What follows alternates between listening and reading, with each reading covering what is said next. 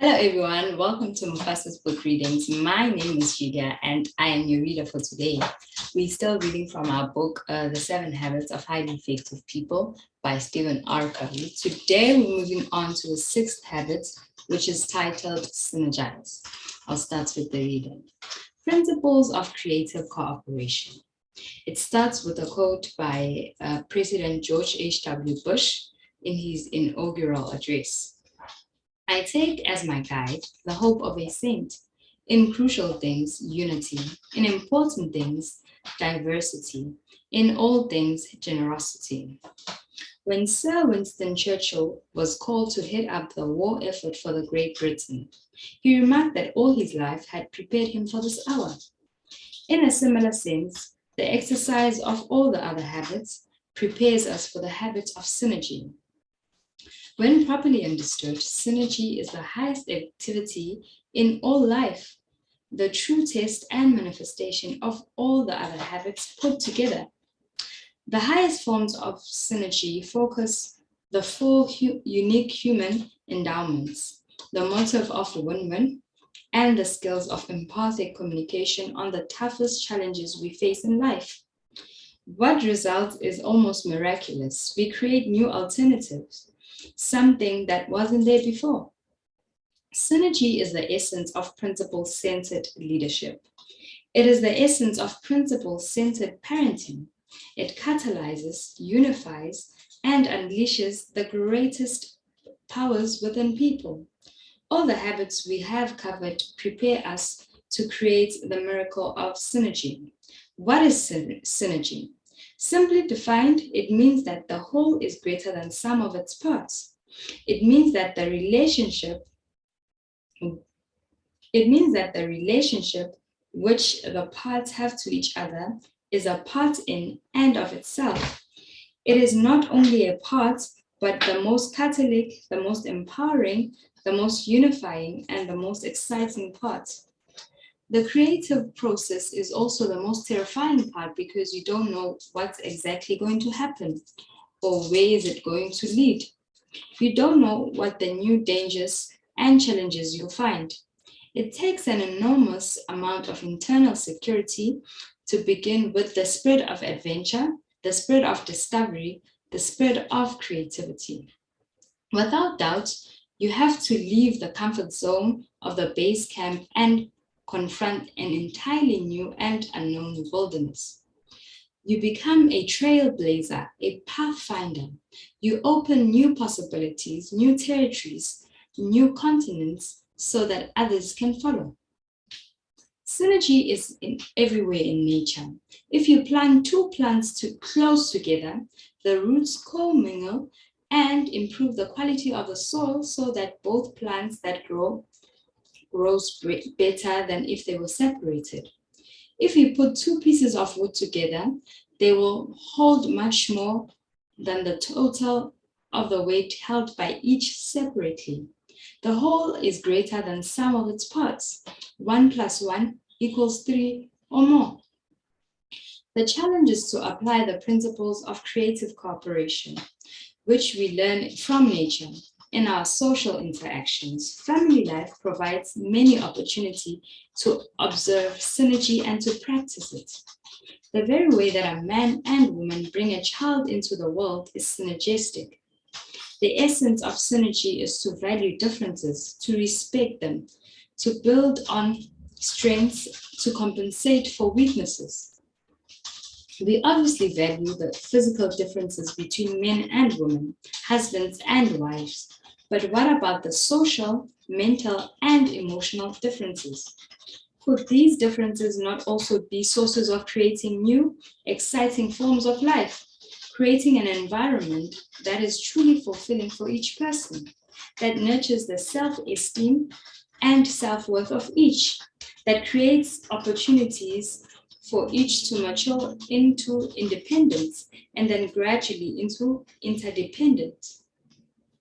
Could synergy not create a new script for the next generation, one that is more geared to service and contribution and is less protective, less adversarial, less selfish, one that is more open, more trusting, more giving, and is less defensive, protective, and political.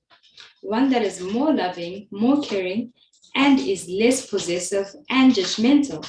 Synergistic communication.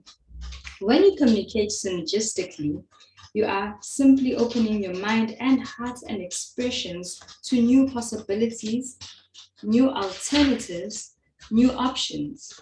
It may seem as if you are casting aside habit two to begin with the end in mind, but in fact, you're doing the opposite.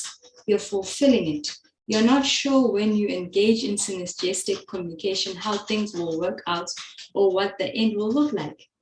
But you do have an inward sense of excitement and security and adventure, believing that it will significantly better than it was before. And that is the end that you have in mind. You begin with the belief that parties involved will gain more insight and that the excitement of that mutual learning and insights will create a momentum toward more and more insights, learnings, and growth. Many people have not really experienced even a moderate degree of synergy in their family life or other interactions. They've been trained and scripted into defensive and protective communications, or into believing that life or other people can't be trusted. As a result, they are never really open to habit six and to these principles. This represents one of the great tragedies and wastes in life because so much potential remains untapped, completely undeveloped, and unused. Ineffective people live day after day with unused potential. They experience synergy only in small, peripheral ways in their lives. They may have memories of some unusual creative experiences, perhaps in athletics, where they were involved in a real team spirit for a period of time. Or perhaps they were in an emergency situation where people cooperated to an unusually high degree and submerged ego and pride in an effort to save someone's life or to produce a solution to a crisis. To many, such events may seem unusual, almost out of character with life, even miraculous. But this is not so. These things can be produced regularly, consistently, almost daily in people's lives. But it requires enormous personal security and openness and a spirit of adventure. Most all creative endeavors are somewhat unpredictable. They seem ambiguous, hit or miss, trial and error, and unless people have a high tolerance for ambiguity and get their security from integrity to principles and inner values, they find it unnerving and unpleasant to be involved in highly creative enterprises. Their need for structure, certainty, and predictability is too high. Synergy in the classroom. As a teacher, I have come to believe that many truly great classes teeter on the very edge of chaos. Synergy tests whether teachers and students are really open to the principle of the whole being greater than sum of its parts. There are times when neither the teacher nor the student knows for sure what's going to happen. In the beginning, there's a safe environment that enables people to be really open and to learn and to listen to each other's ideas.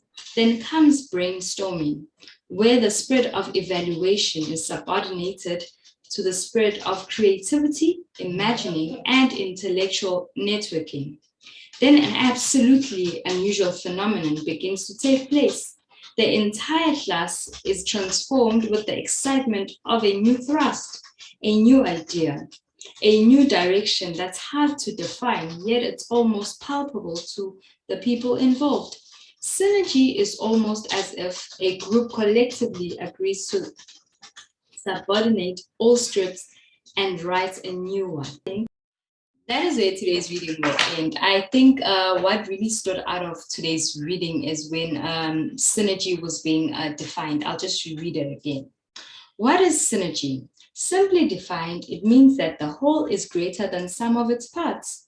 It means that the relationship which the parts have to each other is a part in and of itself. It is not only a part, but the most catalytic, the most empowering, the most unifying, and the most exciting part. That just really reinforced the value carried by all the habits being implemented together.